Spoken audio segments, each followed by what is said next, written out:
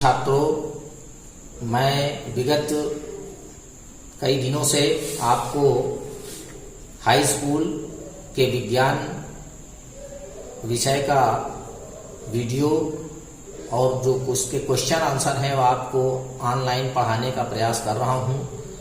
कुछ छात्रों ने रसायन विज्ञान के पहले अध्याय में जो है रासायनिक अभिक्रियाएं, इसमें जो क्वेश्चंस हैं उन क्वेश्चंस को सॉल्व करने की बात कही है, जिसको मैं आपको सीधे वीडियो उपलब्ध करा रहा हूं ताकि आप आसानी से उसको समझ सकें। उसी क्रम में पहला प्रश्न है अभ्यास प्रश्न में, वायु में जलाने से पहले मैग्नीशियम रिबन को साफ क्यों करते हैं। मैग्नीशियम रिबन का मतलब हुआ ये मैग्नीशियम का एक रिबन है धातु का Mg, और इसको साफ क्यों किया जाता है। जब जलाना है, मान लीजिए इसको क्या करना है, जलाना है, तो जलाने के पहले इसको साफ करना होता है। साफ क्यों करते हैं, क्योंकि ऊपर इसके धूल या अन्य कण हो जाते हैं जिससे यह धातु सीधे वायु के संपर्क में नहीं आ पाती है और आसानी से या सही ढंग से जलती नहीं है। इसलिए इसको पहले साफ कर देते हैं तब जलाते हैं, तो अच्छी तरह से ये जलती है। Mg+O2 = MgO, मैग्नीशियम ऑक्साइड बनता है। समीकरण बैलेंस कर लीजिए, 2Mg+O2 = 2MgO। ये मैग्नीशियम ऑक्साइड का बाद में सफेद पाउडर जैसा बचता है। तो ये क्यों साफ करते हैं, क्योंकि सीधे वायु में उपस्थित ऑक्सीजन के संपर्क में आ जाए और ये जो है रिबन मैग्नीशियम का आसानी से जल सके। शायद पहले प्रश्न का उत्तर समझ में आ गया होगा। दूसरा प्रश्न है, निम्नलिखित रासायनिक अभिक्रियाओं के लिए संतुलित समीकरण लिखिए। दिया हुआ हाइड्रोजन धन क्लोरीन बराबर हाइड्रोजन क्लोराइड बनना है, तो इसमें आप हाइड्रोजन H2+Cl2 = 2HCl लिख देंगे। समीकरण बैलेंस है। इसी प्रकार से बेरियम क्लोराइड को एल्युमिनियम सल्फेट से रिएक्शन कराते हैं तो बेरियम सल्फेट और एल्युमिनियम क्लोराइड बनता है। सीधे सीधे BaCl2, इसकी रिएक्शन बस समीकरण संतुलित करना, हमने संतुलित लिख दी है, इसमें संतुलित बाद में चाहे कर लीजिए। इस BaCl2 होता है Al2SO4 का होल थ्राइस, यहाँ पर आप बाद में कर लीजिएगा।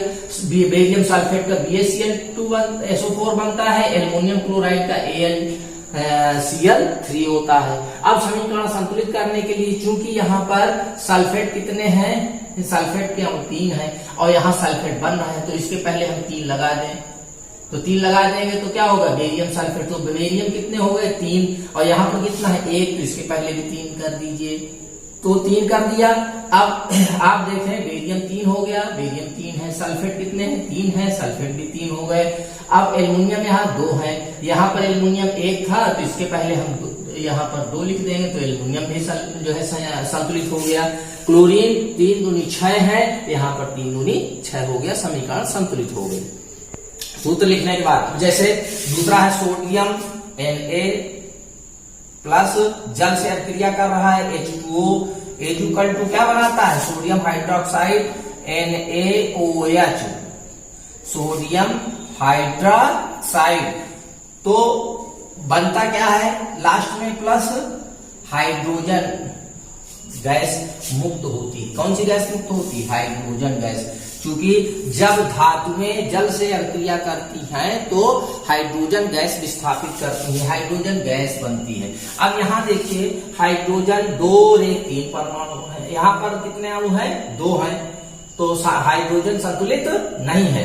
इसके लिए हम Na के पहले 2 लगा दें और यहाँ पर 2 कर दें, तो कितना हो गया, 2 सोडियम हो गया, यहाँ 2 सोडियम हो गया, हाइड्रोजन यहाँ 2 हो गया और यहाँ पर ऑक्सीजन जो है 2 है, तो यहाँ पर क्या कर लेंगे, 2H2O। तो आप देखें, हाइड्रोजन 2 दूनी 4 है, यहाँ पर 2 हो गया, यहाँ पर 2 हो गया, 2 और 2 4, ऑक्सीजन 2 हो गए, समीकरण संतुलित हो गए। इसमें कोई समस्या नहीं है। सोडियम हाइड्रोक्साइड विलयन जल में हाइड्रोक्लोरिक अम्ल के विलयन जल से अभिक्रिया करके सोडियम क्लोराइड का विलयन तथा जल बनाते हैं। तो इसमें कोई खास बात नहीं है। सोडियम हाइड्रोक्साइड यानी कि NaOH, सोडियम हाइड्रोक्साइड का सूत्र है NaOH, ये यहाँ बना हुआ है, अभी हमने निकाला था सोडियम हाइड्रोक्साइड, अच्छा नहीं बनाया। सोडियम हाइड्रोक्साइड और उसको हाइड्रोक्लोरिक अम्ल से जो है अभिक्रिया कराते हैं तो क्या बनेगा, ये विस्थापन अभिक्रिया है। सोडियम क्या करेगा, सोडियम जो है आके क्लोरीन से अभिक्रिया करके क्या बना लेगा, सोडियम क्लोराइड, और ये H यहां से आके इसमें जुड़ जाएगा, H2O बना देगा, ये H2O बन जाएगा। इसमें इनकी अवस्था लिखनी है, तो अवस्था में देखिए ये सोडियम हाइड्रोक्साइड जो है जल में घुलित अवस्था में होता है, तो एक्वस कंडीशन है। इसी तरह हाइड्रोक्लोरिक अम्ल भी बिल्कुल समान मिश्रण जैसा होता है, और सोडियम क्लोराइड क्या होता है, जल में घुला होता है लिक्विड में, और जल क्या है, जल में भी लिक्विड है, इसकी अवस्थाएं हैं। तो इसमें मेरे समझ में आ गया होगा, सोडियम हाइड्रोक्साइड प्लस HCl ये प्रतिस्थापन क्रिया है। अगला प्रश्न चौथा देखें, किसी पदार्थ X के विलयन का उपयोग सफेदी करने के लिए, आप लोग जानते होंगे जब गाँव में पुताई वगैरह करते हैं तो किसका प्रयोग करते हैं, चूना का। वो चूना कौन सा होता है, कली चूना। कौन सा होता है, कली चूना। इसका सूत्र होता है CaO, कैल्शियम ऑक्साइड। क्या होता है, कैल्शियम ऑक्साइड। अब इसमें जो है इसका सूत्र हो गया, अच्छा इसका जलीय विलयन। अच्छा दूसरा प्रश्न इसमें देखिए, दूसरा ऊपर दिए पहले वाले में, यानी कि कैल्शियम ऑक्साइड को X को जल के साथ अभिक्रिया कराते हैं तो CaO प्लस H2O, किससे अभिक्रिया हो रही है, कैल्शियम ऑक्साइड की जल से अभिक्रिया कराते हैं तो Ag CaOH का होल ट्वाइस, CaOH का होल ट्वाइस कैल्शियम हाइड्रोक्साइड, इसके साथ कैल्शियम हाइड्रोक्साइड जो बन जाएगा। अब समीकरण आप देखिए संतुलित है कि नहीं है, कैल्शियम यहाँ पर कितना, 1 है, हाइड्रोजन कितने हैं, 2 है, ऑक्सीजन आपका 2 है, तो समीकरण अभी आपका संतुलित हो गया, यानी कि O भी है H भी है, देखना है, ऑक्सीजन 2 हो गया, हाइड्रोजन भी 2 हो गया, समीकरण संतुलित है, कोई समस्या नहीं होनी चाहिए। ये हो गया आपका दूसरा प्रश्न का उत्तर। ये ऊपर दिए गए यानी कि कली चूना को जल से जब बुझाते हैं तो बुझा हुआ चूना का सूत्र है कैल्शियम हाइड्रोक्साइड। अब पांचवा प्रश्न देखिए, क्रियाकलाप 1.7 पुस्तक में जब आप खोलेंगे तो क्रियाकलाप में है, एक परख नली में एकत्रित गैस की मात्रा दूसरी से दुगनी क्यों होती है। ये देखिए, ये आपका जो है चित्र बना हुआ उसी क्रियाकलाप का। ये हम क्या करते हैं, इसमें विद्युत अपघटन द्वारा जल का क्या करते हैं, विद्युत अपघटन करते हैं, और विद्युत अपघटन करके हाइड्रोजन गैस और ऑक्सीजन गैस पृथक होती है क्रमशः एनोड और कैथोड पर। ये चित्र वहां पुस्तक में बना होगा, आप देखिएगा। ये क्या है, प्लास्टिक का मग है। प्लास्टिक के मग में यहाँ पर हम इसमें क्या बनाते हैं, ये ग्रेफाइट के जो है ऊपर एनोड और कैथोड बना देते हैं, जिनका संबंध सीधे हम किससे करते हैं, 6 वोल्ट की बैटरी से, और नीचे रबर जो है, रबर की डाट ये लगी हुई है दोनों में, और इनका जो है नीचे से कनेक्शन कर देते हैं पूरी इस रॉड में, दोनों में, ये ग्रेफाइट की रॉड में। और इसमें ये देखिए यहाँ तक क्या भरा हुआ है, जल भरा हुआ है, और ऊपर से परख नली हम उल्टी परख नली भर देते हैं, इसमें पूरी परख नली जल से भरी हुई होती है। जब हम इसमें विद्युत प्रवाहित करते हैं तो विद्युत प्रवाहित करने से जल का क्या होता है, विद्युत अपघटन होता है, और विद्युत अपघटन होने के कारण ये क्या होता है, ये हाइड्रोजन और ऑक्सीजन गैस में जो है दोनों एनोड पर ऑक्सीजन गैस और कैथोड पर हाइड्रोजन गैस दोनों अपने अपने जो है उस पर एकत्रित होती हैं। तो यहाँ पर हम देखते हैं कि यहाँ पर देखिए आयतन ऑक्सीजन का आधा है और उससे हाइड्रोजन गैस का आयतन दुगना है लगभग। अब प्रश्न पर आ जाते हैं, ये तो चित्र हो गया, प्रश्न पर आ जाइए। यहाँ पर दिया है गैस दूसरे से दुगनी क्यों, उस गैस का नाम लिखिए जल का विद्युत अपघटन करने पर हाइड्रोजन व ऑक्सीजन गैस प्राप्त होती। तो जब जल का विद्युत अपघटन करते हैं तो क्या होता है, 2 मोल हाइड्रोजन और 1 मोल जो है ऑक्सीजन का प्राप्त होता है। इससे क्या प्रमाणित होता है कि ऑक्सीजन हाइड्रोजन की तुलना में क्या होती है, आधी होती है, यानी कि ऑक्सीजन से हाइड्रोजन का आयतन 2 गुना होता है। यह भी प्रश्न 5वां आपके समझ में आ जाना चाहिए। 6वां प्रश्न देखिए, जब लोहे की एक कील को कॉपर सल्फेट के विलयन में डुबोया जाता है तो विलयन का रंग क्यों बदल जाता है? देखिए कॉपर सल्फेट है CuSO4, ये कॉपर सल्फेट का विलयन है।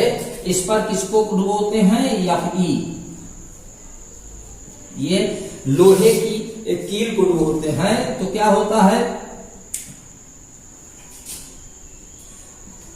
लोहा अधिक क्रियाशील है तो ये कॉपर सल्फेट के विलयन में क्या करता है, कॉपर को विस्थापित कर देता है। तो FeSO4 प्लस Cu, कॉपर विस्थापित हो गए। तो यहाँ पर आप देखें तो जब इसमें क्या कहते हैं लोहे की कील को डालते हैं तो यहाँ पर इसका नीले रंग का होता है, कॉपर सल्फेट का विलयन कैसा होता है, नीले रंग का। और जब हम लोहे की कील डालते हैं तो लोहे की कील क्या करती है, कॉपर को विस्थापित कर देती है और सल्फेट से अभिक्रिया करके कॉपर सल्फेट जो है किसमें बदल जाता है, कॉपर में चेंज हो जाता है। और फेरस सल्फेट यानी कि आयरन सल्फेट कहें, लेकिन यहाँ पर क्या है, फेरस सल्फेट है। ये फेरस सल्फेट बनता है और इसमें वो जो रंग नीला होता है वो हरे रंग में बदल जाता है। किस रंग में बदल जाता है? हरा रंग, हरा रंग। और ये कैसा रंग था? नीले रंग में था, नीला रंग था।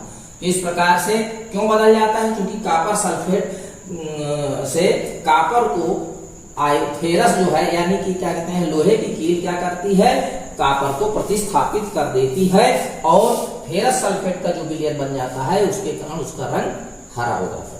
समझ में आ गया होगा। 7वां प्रश्न देखें। 7वें प्रश्न में क्रियाकलाप 1.10 पुस्तक में है में द्विविस्थापन क्रिया। यहाँ पर देखिए एक का विस्थापन, यहाँ द्विविस्थापन की बात आ गई। द्विविस्थापन में आप देखें यहाँ पर सोडियम बेरियम क्लोराइड है, बेरियम क्लोराइड, और यहाँ पर क्या है, सोडियम सल्फेट है BaCl2 प्लस। देखिए बेरियम क्लोराइड का ये विलयन है, इसमें हम क्या डाल रहे हैं, सोडियम सल्फेट का प्लस Na2SO4। अब Na2SO4 इसके विलयन को जब डालते हैं यहाँ पर तो क्या करेंगे, अभिक्रिया करेंगे तो दोनों प्रतिस्थापन करेगा। बेरियम क्या करेगा, सल्फेट से अभिक्रिया कर देगा और सोडियम क्लोराइड से अभिक्रिया कर लेगा, अर्थात बेरियम सल्फेट बन जाएगा बेरियम सल्फेट प्लस 2NaCl। तो यहां पर देखिए क्या है, द्विविस्थापन यानी कि दोनों विस्थापन हो रहे हैं। यहाँ पर एक ही का विस्थापन होता, केवल कॉपर विस्थापित होती, तो द्विविस्थापन की क्रिया। इसमें एक दूसरा उदाहरण देने की बात कही है, तो यहाँ पर हम लेड नाइट्रेट जैसे PbNO3 का whole twice plus 2HCl equal to क्या बनेगा, PbCl2 क्या बनेगा, PbCl2 लेड क्लोराइड तथा धन HNO3 यहां पर बैलेंस कर लीजिए, HNO3 में 2HNO3। ये दूसरी अभिक्रिया इसी के उदाहरण में जैसे ये है, इसी तरह से दूसरा एक उदाहरण देने की बात कही है। तो दूसरा लेड नाइट्रेट को हाइड्रोक्लोरिक अम्ल से जब अभिक्रिया कराते हैं तो लेड क्लोराइड प्राप्त होता है और नाइट्रिक अम्ल बनता है, HNO3 बनता है। इस तरह से ये 7वां प्रश्न हो गया। 8वां प्रश्न देखें, निम्नलिखित अभिक्रिया में उपचयित तथा अपचयित पदार्थों की पहचान करना है। इसमें देखिए पहला है सोडियम जो है ऑक्सीजन से अभिक्रिया करके सोडियम ऑक्साइड बनाता है। अब क्या हो रहा है, सोडियम ऑक्सीजन से अभिक्रिया करके सोडियम ऑक्साइड बनाता है। इस अभिक्रिया में क्या होता है, सोडियम जो है सोडियम ऑक्साइड में बदल जाता है यानी कि उपचयित हो जाता है, क्योंकि इसमें जो है सोडियम ऑक्सीजन से संयोग कर रहा है। सोडियम किससे संयोग कर रहा है, सोडियम ऑक्सीजन से संयोग कर रहा है और ऑक्सीजन अपचयित हो रहा है, क्योंकि ऑक्सीजन जो है सोडियम से जो है सोडियम को संयोग करके अपचयन किसका हो रहा है, सोडियम का। अतः सोडियम उपचयित है और ऑक्सीजन अपचयित है। इसमें दूसरा उदाहरण जैसे दिया है CuO+H2। यहाँ पर CuO प्लस H2 में क्या होगा, ये Cu प्लस H2O, तो इसमें क्या है, हाइड्रोजन किससे अब क्रिया कर रहा है, ऑक्सीजन से, तो इसमें उपचयित कौन हो रहा है, हाइड्रोजन, इसमें हाइड्रोजन उपचयित हो रहा है और कार्बन क्यूप्रिक ऑक्साइड या कॉपर ऑक्साइड, क्यूप्रिक ऑक्साइड है, क्यूप्रिक ऑक्साइड क्या हो रहा है, अपचयित हो रहा है। ये इसका उदाहरण है। इस तरह से 8 आपके प्रश्न हो गए। यदि आपको किसी प्रकार की और समस्या है तो आप मुझको बताएं, अगले प्रश्न में उसको आपको बताया जाएगा। धन्यवाद।